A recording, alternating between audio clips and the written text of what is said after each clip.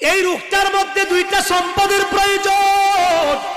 এক নাম্বার সম্পদের নাম হলো বাবা ঈমান, দুই নাম্বার সম্পদের নাম হলো আমল। এই বাবা কোন বান্দা যখন ইসলাম গ্রহণ করে, আল্লাহর নবী বলেন ইন্নাল ইসলাম ইয়াকদিমু মা কানা ক্বাবলাহু।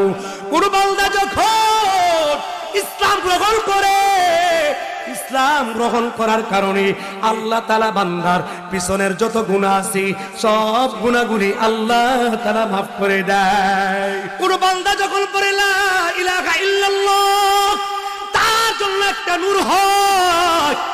আবার যখন পড়ে সুবহানাল্লাহ তখন একটা নূর হয়, যখন পড়ে আলহামদুলিল্লাহ তখন একটা নূর হয়, যখন বলে সুবহানাল্লাহ তখন একটা নূর হয়, যখন পড়ে একটা রুকু দেয়, যখন একটা সিজদা দেয়, যখন কুরআন তেলাওয়াত করে, যখন জিকির করে সুবহানাল্লাহ আলহামদুলিল্লাহ লা ইলাহা ইল্লাল্লাহ সুবহানাল্লাহ আলহামদুলিল্লাহ লা ইলাহা ইল্লাল্লাহ সুবহানাল্লাহ আলহামদুলিল্লাহ লা ইলাহা ইল্লাল্লাহ লা ইলাহা ইল্লাল্লাহু মুহাম্মাদুর রাসূলুল্লাহ।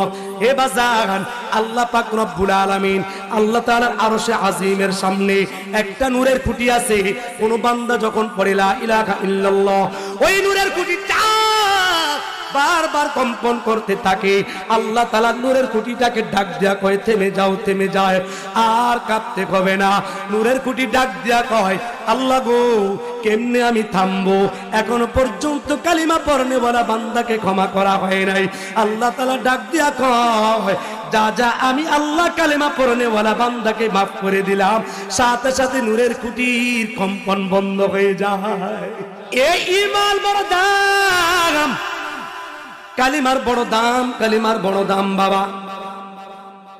এই কালিমার কথা আপনাদেরকে এখান থেকে বলে যাই, ঈমানের শেষ ফলাফল, কালিমার শেষ ফলাফল হলো জান্নাত। কালিমার শেষ ফলাফল কি?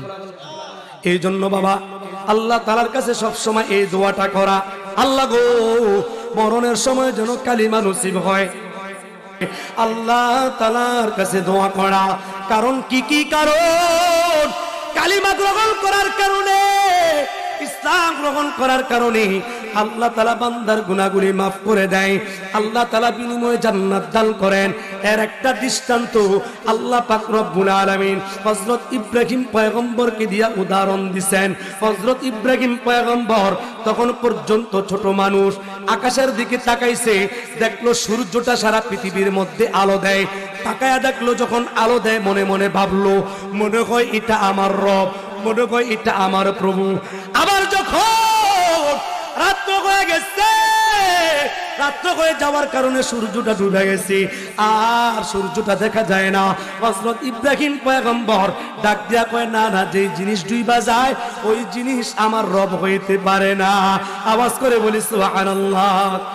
আবার যখন অন্ধকার নেমে আসছে, সুন্দর একটা চাঁদ দেখা যায়, মিটি মিটি আলো দেয়, পাশে অনেকগুলা তারা দেখা যায়, আকাশের দিকে তাকাইলে কত সুন্দর দেখা যায়। রাত্রে বেলা পূর্ণিমার চাঁদ যখন ঝিটমিট মিটমিট করে, ভালো লাগে না খারাপ লাগে? এই বাবা দৃষ্টান্ত দেওয়ার পরে চমৎকার কথা কুরআন শরীফের থেকে আপনাদের সামনে আমি আয়াতে কারিমা তেলাওয়াত করলাম। এই ঘটনাগুলা বইলা আপনাদের কাছ থেকে আখিরে মুনাজাত দিয়া বিদায় নেব ইনশাআল্লাহ। হযরত মুসা পয়গম্বর রাত শেষ করে যাওয়ার পর যখন দেখলেন আর চাঁদ দেখা যায় না, ডাক দিয়া কয় না না, এটা তো আমার রব হইতে পারে না। যখন হযরত ইব্রাহিম পয়গম্বর বড় হয়ে গেলেন, আল্লাহ তাআলা যখন নবুয়ত দান করলেন, এবার দেখলেন পিতা আজর মূর্তি বানাইয়া, পাথর দিয়া মাটি দিয়া মূর্তি বানাইয়া, পাথর দিয়া মূর্তি বানাইয়া মূর্তি বিক্রি করে, মূর্তির সামনে গিয়া রম রম রম রম করে। কিন্তু বাবা আজও পর্যন্ত মুসলমান মূর্তি ভাঙ্গে না, কোনো দেব দেবীকে ভাঙ্গে না, কিন্তু মন্দিরের মধ্যেও আঘাত করে না। তারপরে বর্তমান ইসকনের দল মসজিদ ভাঙ্গে, আমাদেরকে হুমকি দেয়, এমনকি মুসলমানকে তারা হত্যা করে। কথা বলেন ঠিক কিনা? তারা যে মুসলমানদেরকে হত্যা করেছে, এটার দ্বারা স্পষ্ট প্রমাণ হয় বাংলাদেশে ইসকনের মতন জঙ্গিবাদ সন্ত্রাসবাদ আর পৃথিবীর মধ্যে কেউ হইতে পারে না, কেউ হইতে পারে না। এই যখন আরিফকে হত্যা করেছে, সাইফুল ইসলাম আরিফের হত্যার মাধ্যমে বিষয়টা স্পষ্ট হয়েছে। ইসকন এক নম্বর পৃথিবীর মধ্যে জঙ্গিবাদ আর সন্ত্রাসবাদ আর কিছুই নয়। কথা বলেন ঠিক কিনা?